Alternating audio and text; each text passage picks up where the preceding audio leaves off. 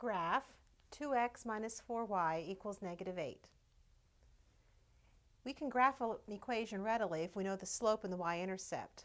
So let's solve this equation for y to write it in slope-intercept form.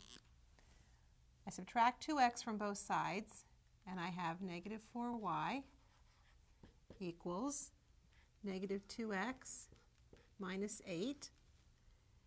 And then I multiply both sides by negative 1/4.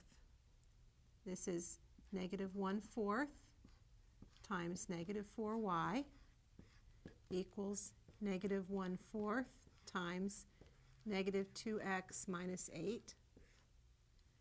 Negative 1/4 times negative 4 is 1. It gives me 1 times y, or just y.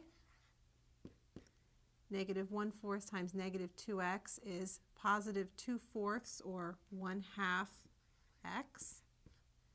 Negative 1/4 times negative 8 would give me plus 2.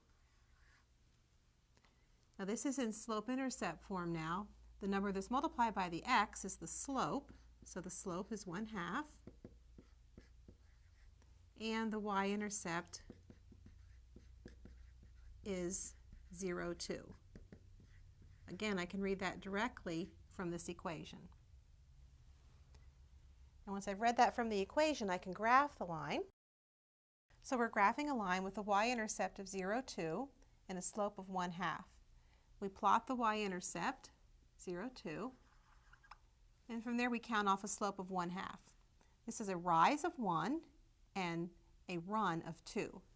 So we go up 1 and over 2 and draw a line, a dot, and then we can again from there go up 1 and over 2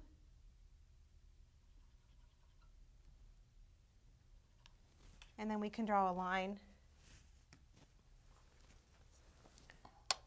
connecting those, and this would be the graph of the line.